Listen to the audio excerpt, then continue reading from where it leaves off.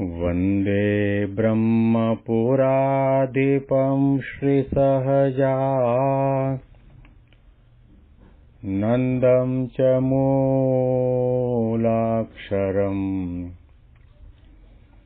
श्रेयस्कारणसद्गुणैकनिलयम् श्रीप्रागजिह्वावत ब्रह्मोपासनधारकं गुरुहरिं यज्ञं तथा योगिनं प्रीत्येवं प्रमुखं महन्तमनिशं श्रीजेस्वरूपं मुदा મહિમાનો મહિમા પ્રવચન માળામાં આજે 30મી ડિસેમ્બર 2024 સોમવતી અમાસના દિવસે તમામ સંતો હરિભક્તોને મારા સાષ્ટાંગ પ્રણામ. જય સ્વામિનારાયણ. હેપી વચનામૃત દ્વિશતાબ્દી મહોત્સવ. હેપી પ્રમુખ સ્વામી મહારાજ શતાબ્દી મહોત્સવ. ગઢડા અંત્ય પ્રકરણનું 22મો વચનામૃત સાંભળી રહ્યા છીએ, જેમાં શ્રીજી મહારાજે જ્યારે સંતોના મુખે વિષ્ણુપદ સાંભળ્યા તો મહારાજે કહ્યું કે આ પદની અંદર જેવું પ્રેમ લક્ષણા ભક્તિયુક્ત હરિભક્તનું અંગ બતાવ્યું છે એવું અંગ તો જીણાભાઈનું છે, પર્વતભાઈનું છે, મૂળજીનું છે. અને મહારાજે કહ્યું કે અંતર સન્મુખ દ્રષ્ટિ કરીને એવું વિચારતા હતા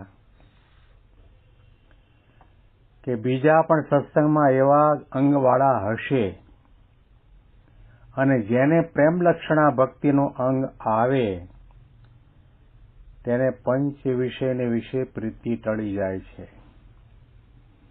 અને આત્મનિષ્ઠા રાખ્યા વિના પણ ભગવાનને વિશે પ્રેમ લક્ષણા ભક્તિ જાગે છે. શ્રીજી મહારાજને પોતાને ભક્તિ ખૂબ પ્રિય. મહારાજે જ્ઞાનનો મહિમા પણ કહ્યો છે, ત્યાગ વૈરાગ્ય અને વ્રત તપાદિકનો મહિમા પણ કહ્યો છે, ધર્મ પાલનનો પણ મહિમા કહ્યો છે. પરંતુ મહારાજે એવા પણ શબ્દો વચનામૃતમાં વાપર્યા છે કે નારદજી જેવો ગુણવાન હોય અને જો એનામાં ભગવાનને વિશેની ભક્તિ ન હોય તો એ અમને ન ગમે. નારદજી એટલે કેવું પરમ પવિત્ર પાત્ર, ભગવાનનું મન, જેના વીણાના રણકાર ઉપર અને જબાન ઉપર આવેલા વૈરાગ્યના શબ્દો દ્વારા હજારો લોકોને વૈરાગ્ય જાગૃત થાય અને સંસારનો ત્યાગ કરીને સાધુ બનાવી દે.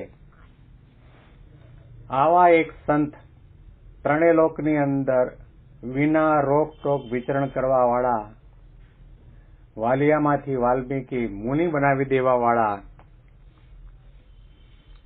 આવા નારદજી ઘણા બધા ગુણો હોય પરંતુ એનામાં ભગવાનની વિશેની ભક્તિ ન હોય તો શ્રીજી મહારાજે કહ્યું કે અમને ગમે નહીં. અને શિક્ષાપત્રીમાં તો મહારાજે ત્યાં સુધી કહ્યું ગુણિનામ ગુણવત્તાયામ જ્ઞેયમ હેતત પરમ ફલમ કૃષ્ણે ભક્તિશ સત્સંગો અન્યથા યાંતિ વિદોપ્યદ. ગુણવાન માણસ હોય એને ગુણો પ્રાપ્ત કર્યાનું ફળ શું કે એનામાં સત્સંગ આવે અને ભક્તિ આવે. ને સત્સંગ અને ભક્તિ વગર તો ગમે તેવો ગુણવાન હોય, ગમે તેવો વિદ્વાન હોય તે પણ અધોગતિને પામે છે. આવા શબ્દો મહારાજે કહ્યા છે. શ્રીજી મહારાજે ભાગવતમાં 9 પ્રકારની ભક્તિની વાત કરી છે. 9 પ્રકારની ભક્તિનું પ્રતિપાદન કર્યું છે. એનો મહિમા પણ ગાયો છે અને નિષ્કુળાનંદ સ્વામીએ ભક્તિ નિધિ નામનો ગ્રંથ પણ લખ્યો છે. અને પૂર્વે પરોક્ષની અંદર જેટલા જેટલા ભગવાનના ભક્તો થયા અને જેણે પ્રેમ લક્ષણા ભક્તિ કરી એવા ભક્તોના ગુણગાન પણ મહારાજે વચનામૃતમાં ગાયા છે. ગોપીઓના ગુણગાન ગાયા, વિદુરજીના ગાયા, સુદામાના ગાયા, પ્રહલાદજીના ગાયા, હનુમાનજીના ગાયા, સીતાજીના પણ ગુણગાન ગાયા. તો શ્રીજી મહારાજ કહે છે કે એવા હરિભક્ત તો પર્વતભાઈ, અડધો ડઝન દીકરાઓ હતા, લાડી વાડી પાડી ગાડી બધું સાંસારિક સુખ હોવા છતાં પણ મહારાજને વિશે એમને પ્રેમ લક્ષણા ભક્તિ હતી. મહારાજે કહ્યું કે આવી પ્રકારનો પ્રેમ પ્રગટ પરમાત્માની સાથે જેને થાય એને પંચ વિષયની રહેલી આસક્તિ ટળી જાય છે. પ્રેમ લક્ષણા ભક્તિમાં એવી તાકાત છે કે એવી પ્રકારની વ્યક્તિના માટે તો સંસારના વિષય સુખ ખારા ઝેર જેવા થઈ ગયા. મહારાજે ઉલ્લેખ પણ કર્યો કે જ્યારે ગોપીઓએ કહ્યું કે અમે ભગવાન કૃષ્ણના ચરણનો સ્પર્શ કર્યો ત્યારથી અમારા માટે સંસારના વિષય સુખ ખારા ઝેર જેવા થયા છે.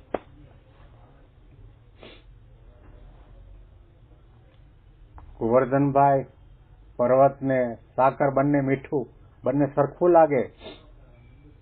અને પર્વતભાઈ મહારાજનો સમાગમ કરવા માટે ગઢપુરમાં આવ્યા.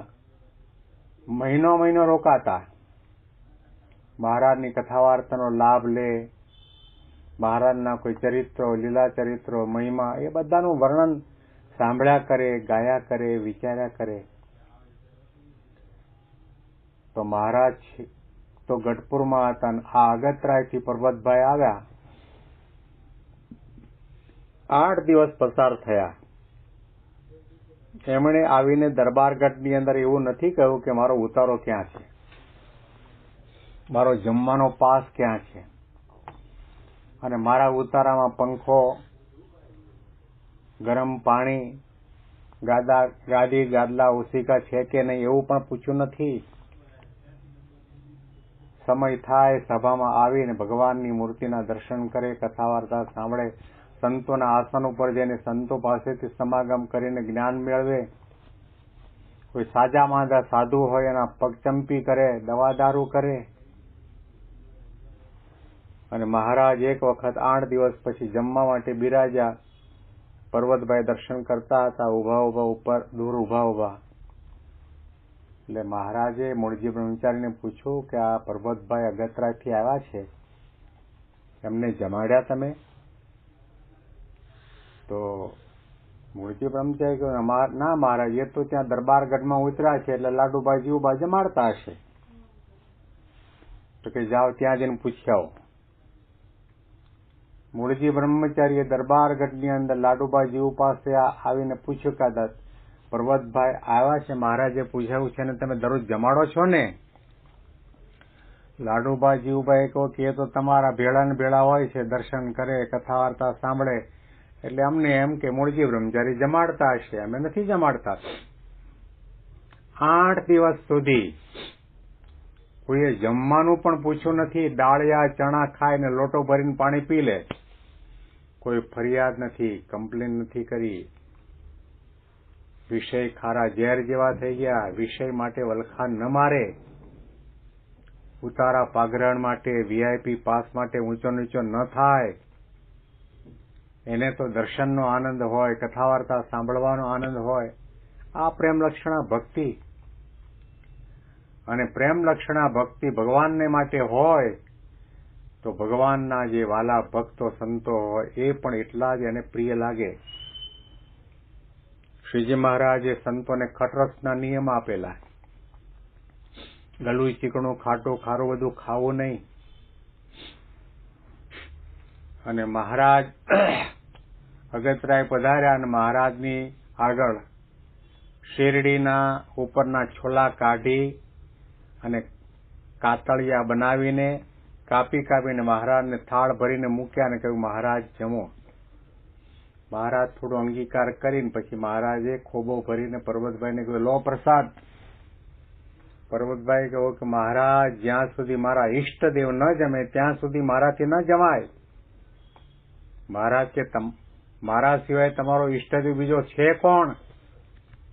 પર્વતભાઈએ કહ્યું કે આ સંતો માતા પિતા કુટુંબ કબીલા બધાનો ત્યાગ કરીને તમારી પાછળ રાણદાન થયા ને ફર્યા છે, માન અપમાન તિરસ્કાર સહન કરે છે, તમારું ભજન કરે, આજ્ઞા પાળે છે. એવા સંતોને તમે ખટરસના નિયમ આપ્યા છે, એ ગળું ચીકણું નથી ખાતા. ત્યારથી મેં પણ નિયમ લીધો કે મારા સંતો ન જમતા હોય તો મારાથી કેમ જવાય? સંતો તો મારા ઈષ્ટદેવ છે. આવો પ્રેમ જોઈને મહારાજે સંતોને આજ્ઞા કરી, સંતો તમારા ખટરસના નિયમ પૂરા, આવો પ્રસાદ લેવા. અને બધાને ખોબો ભરી ભરીને આ શેરડીના માંદળી આપ્યા અને પ્રસાદી આપી.